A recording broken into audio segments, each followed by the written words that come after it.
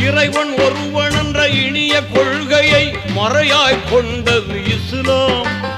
இறைவன் ஒருவன் என்ற இனிய கொள்கையை மறையாய் கொண்டது இஸ்லாம். முறையாய் மனிதர்களை ஓர்குலமாக்கிட நெறியாய் திகழ்வது இஸ்லாம்.